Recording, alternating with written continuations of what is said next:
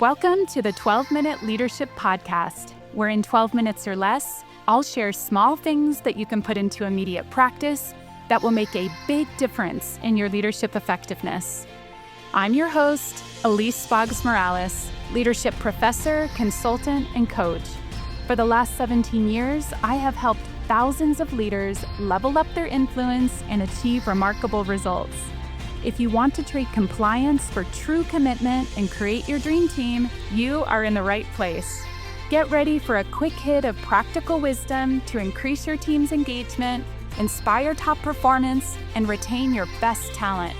Ready to level up your influence and get better results? 12 minutes starts now.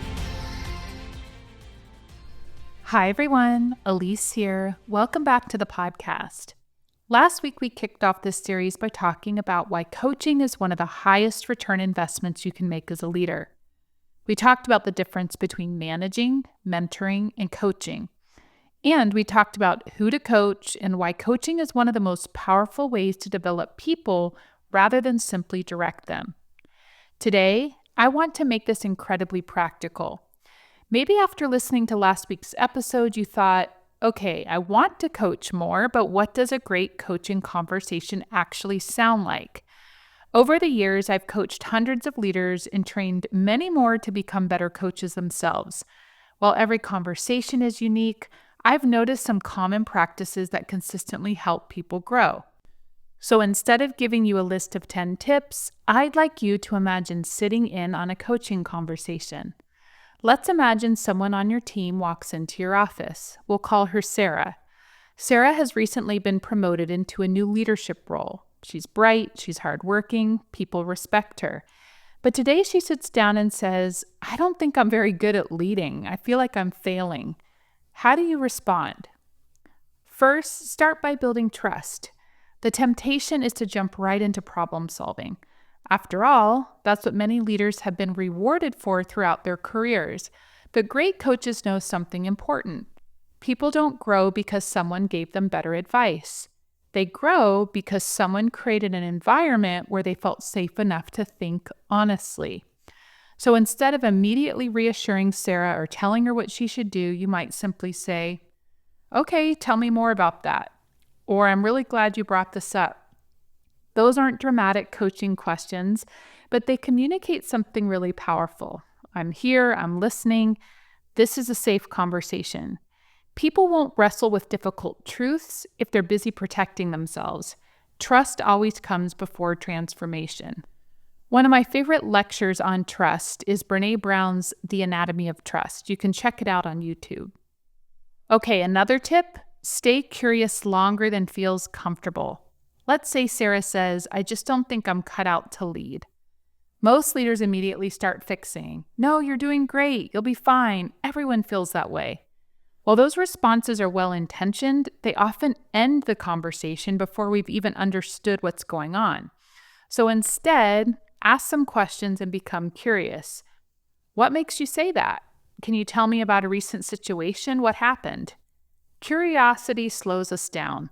And I found there's almost always more beneath the surface than what people initially tell us. Another thing to remember is ask more questions than you give answers. This may be the biggest shift leaders have to make, especially experienced leaders, because you've probably built your career by having good answers. But coaching isn't about demonstrating your expertise. It's about developing someone else's thinking. So instead of saying, here's what I would do, try asking, well, what options have you considered? If you weren't afraid of making the wrong decision, what might you do? What's keeping you from taking that step? One of my favorite reminders is this. Every answer you give solves today's problem. Every great question you ask develops tomorrow's leader. That's why coaching creates such a high return on investment. You're not just solving one issue, you're strengthening someone's ability to solve the next one on their own. It's also important to listen for what isn't being said. Another thing I've noticed is that great coaches don't just listen to words, they listen for beliefs. Sarah says, I'm failing. But maybe what she really believes is, I expected myself to be perfect, or if I make mistakes, people won't respect me. Those are very different conversations. Sometimes the real coaching opportunity isn't the situation someone describes, it's the belief driving it. The more you learn to listen beneath the words, the more meaningful your coaching conversations become. Also, remember that every person is different. One mistake I see leaders make is coaching everyone the same way. But people don't all learn the same way. Some people need encouragement, others need challenge. Some need time to think before answering. Others process out loud. The best coaches adapt their approach without changing their commitment to helping people grow. Good coaching is never one size fits all. It's also important to remember to resist the urge to rescue. Eventually, Sarah asks, "So, what do you think I should do?" Wouldn't it be easier to just tell her? Absolutely, but here's what I've learned. Every time we rescue someone too quickly, we unintentionally reinforce the idea they need us to solve their problems. Instead, you could try saying, "Before I answer that, what do you think your next step should be?" You're not abandoning them, you're communicating something much more powerful. I believe you're capable of thinking this through.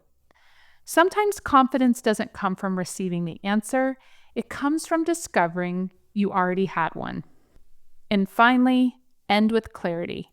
One of the biggest missteps leaders make is having a wonderful conversation and then ending it with, "Well, good luck."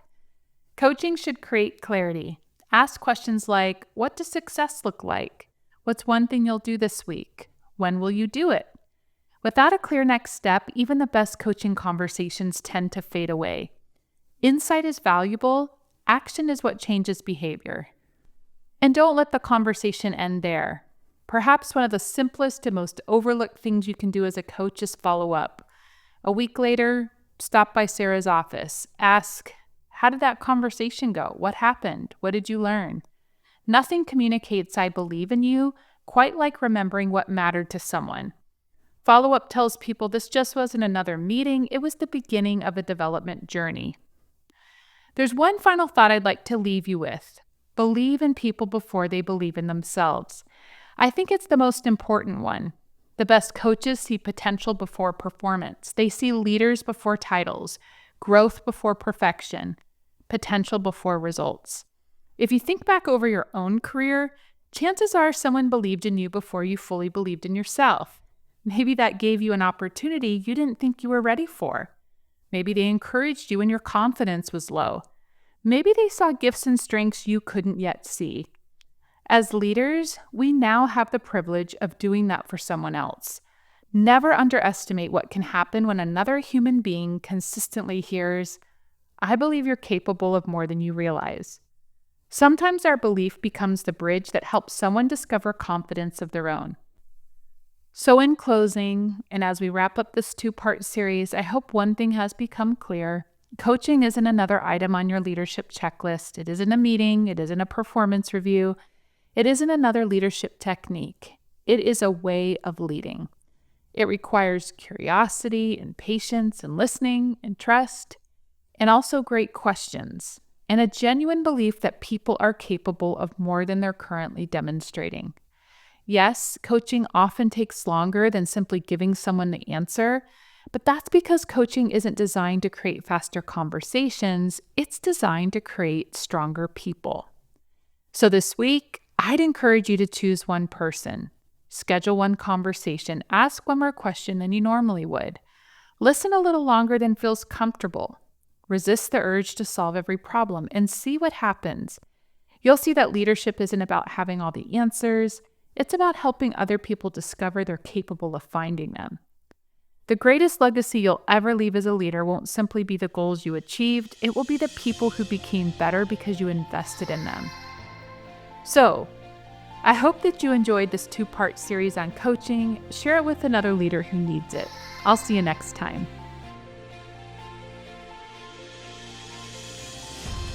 Like what you heard on today's episode and want to go deeper? Subscribe to this podcast so you never miss an episode. You can also pick up my book, Lead Anyone, on Amazon. Then, go to my website to check out ways that we can support your leadership goals. From executive retreats to customized training and coaching, my team of experts will help you level up your leadership and accelerate your results. Go to www.eliseboggs.com for more info.